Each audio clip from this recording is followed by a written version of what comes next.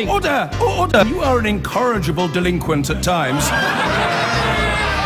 Behave yourself, man!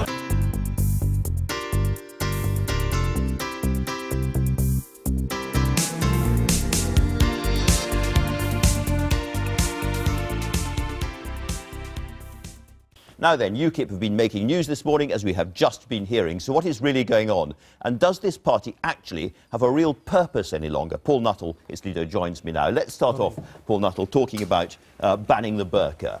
Why are you going to do this? For two reasons.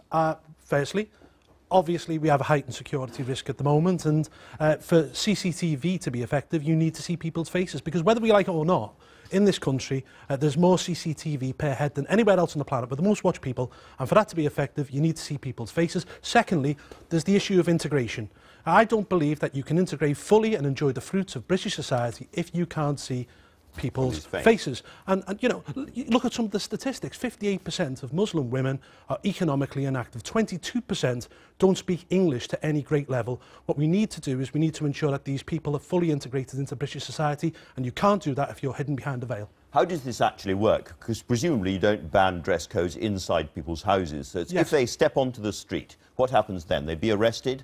No, what happens in France, for example, is there's a fine. And what we're doing is we'll come in line with other European countries, such as Belgium, Bulgaria. There's a ban, for example, in the city of Barcelona, some places in Italy, and indeed, Angela Merkel's talking about this in Germany at the moment. And interestingly, Manfred Weber, who's the leader of the biggest group in the European Parliament, is now talking about an EU-wide ban. We can either be on the curve with this or behind the curve. I'd rather... You could be a good Europhile as usual. Now, what's changed, however, since 2013, when you said, this is Paul Nuttall, what we wouldn't do is go down the line of enforcing a blanket ban. We are a libertarian party. What has changed since 2013?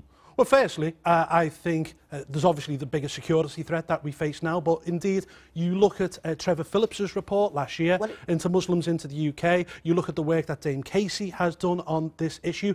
Integration is actually getting worse in Britain at the moment, not better. But the security threat was there in 2013. Integration was no better in 2013. Oh, no, we know. And you were in favour. No. And you said we're a libertarian party. We don't interfere with what people wear and what they eat and so forth. Yeah. We know more about integration problems now as a result of Dame Casey's report.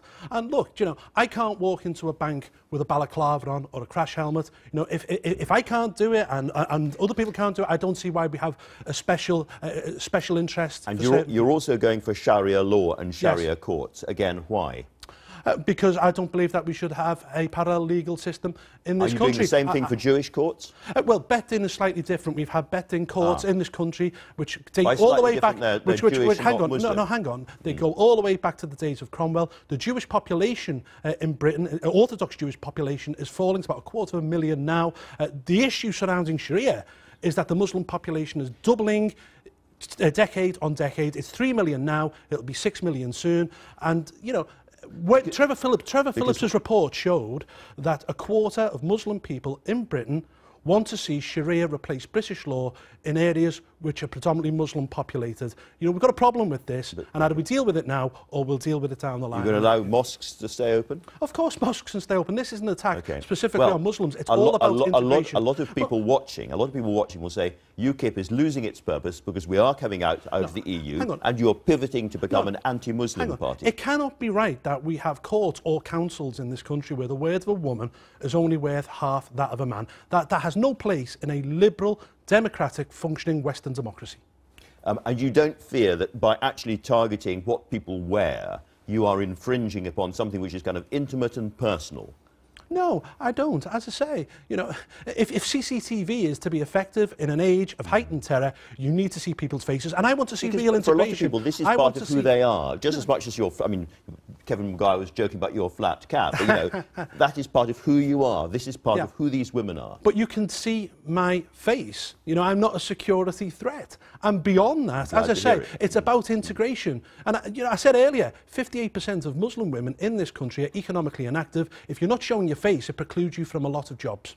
All right, let's move on to another thing that you've announced this morning, which is you're suggesting that UKIP will not stand against strongly pro-Brexit Tory candidates at marginal seats? No, I didn't just say Tory candidates. There could be people like Kate Howie as well. Right. And pro-Brexit MPs. This will not be an order which is coming down from the top of the party. I will speak to branches over the coming weeks, and we will make decisions. What I don't want to see happen is good Brexiteers, not fly-by-night or 5 to midnight Brexiteers, people who've campaigned for years for Brexit. I don't want to see them lose their seats and Remain be there in their place. So let's take somebody like Craig McKinley, who was an office holder in your party before he became the Tory MP for Thanet South. Yes. One of your target seats in UKIP, one of the few seats where you could actually win that seat. Are you saying to UKIP in Thanet South, no, Craig McKinley is a good Brexiteer, therefore let's not stand against him? No, I'm not. No, I'm not.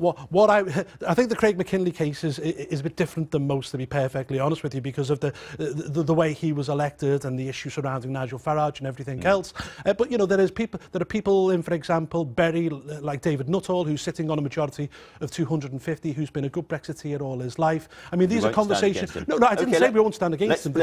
The conversations that I will have with branches. But what I won't do is make the mistake that we made in 2010, where the party leader told branches to stand down. Okay. This will be done.